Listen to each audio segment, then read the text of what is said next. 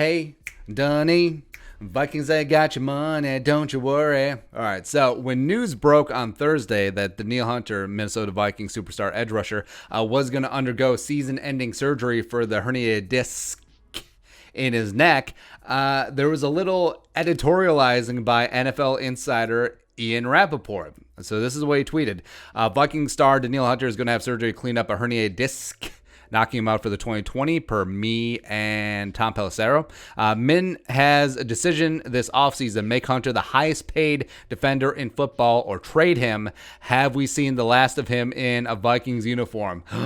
So right away, all the Vikings fans like, what? A little bit jarring. So why would Rapsheet say that? Why would he just go off on a tangent and just like throw things down? Like, why does he sound like an agent in that spot? Well, let's follow the money. So let's rub our two brain cells together and try and reverse engineer this mother. So what's the source of the story? Like, how did NFL Network, NFL insiders get these inside stories, right? So it's likely Danielle Hunter's agent, Elite Athlete Management. They texted, they emailed, they talk and text more than people know. The pertinent NFL insiders, usually it's all at the same time. It's like, there's a reason why Pelissero or Schefter or Rapsheet, they all break the same story at the same time because they're all just typing up the same text or email or just whatever.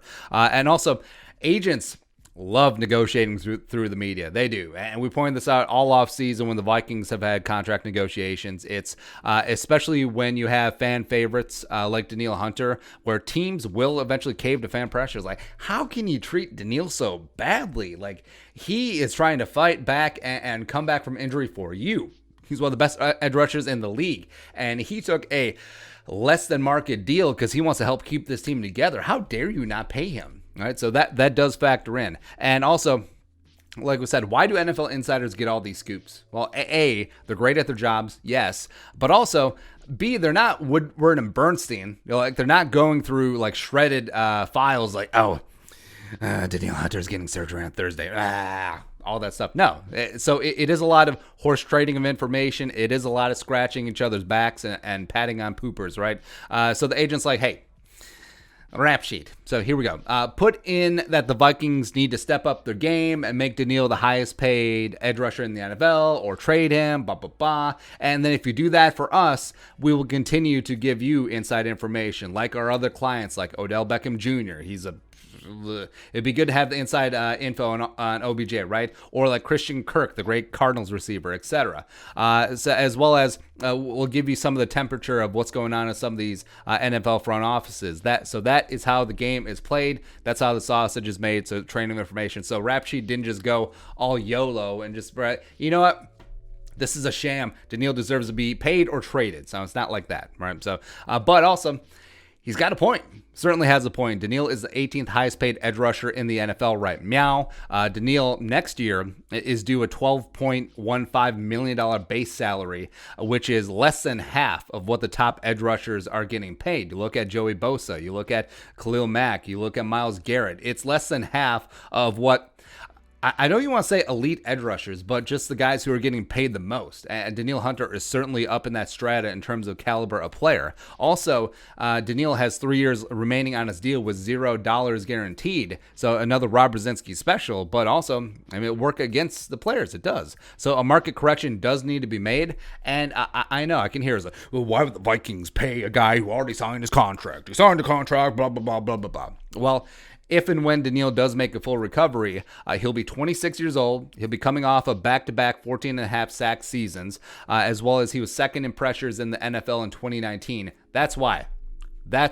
Because you let Yannick go, you really have no other options. Fadi's nice. DJ Wam's going to be nice. Rookie TBD, I'm sure, will be nice as well. But Danielle Hunter is one of the best, if not the best, edge rusher in the NFL, and he's just scratching his prime. And he'll make a full recovery from this surgery. He'll be fine. As well as, so we found out a couple weeks ago, as dirty as it sounds, as underhanded as it sounds, Danielle and his agents should use the surgery and his rehab as leverage because as a player, you have to use any sort of leverage that you have. And sometimes it's a little bit dirty pool, but You have to use what you have, especially in a spot with Danielle where he's under contract for 3 more years, 21, 22, 23, with 0 guaranteed, as well as his base salary is far below what his market actually should be. So, I mean, if the Vikings and Spielman and ownership are just like, they're sort of dragging their feet in OTAs as they approach or as training camp comes up, maybe that neck needs a little bit more time to heal up. Maybe the doctors, maybe Danielle's this and that, maybe it's a little tweaked up again, all that stuff. What's the team going to do? Go in the media and say that he's lying?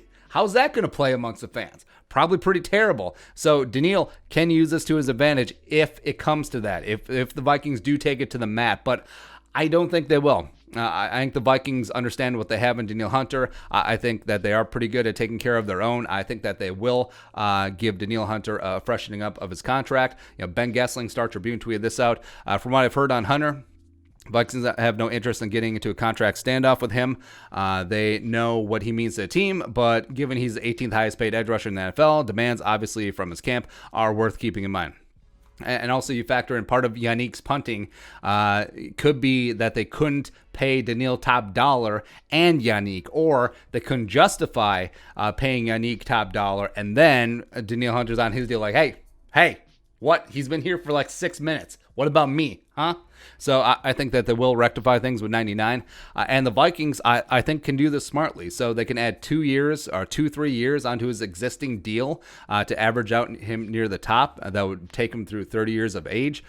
Big signing bonus, plus everything else other is either non-guaranteed or just injury guaranteed. So Danielle, he gets that upfront money, and if he stays healthy, he gets that money that is commensurate with his place in the edge rusher food chain. If not, Vikings are only out the signing bonus, and I think that's fine. I think both sides win. I think both sides will realize this, and something will get done. But it is cool of Rapsheet to prime the pump, get this thing going. Gives us something to talk about as this 1-5 team. Just cool. Awesome. But your thoughts, Rapsheet going freelance on the Danielle Hunter contract situation. Let us know in the comment section below. Subscribe for daily Vikings takes. Want to support that work? Pull some of the Venmo. But until next time, Skol, production value.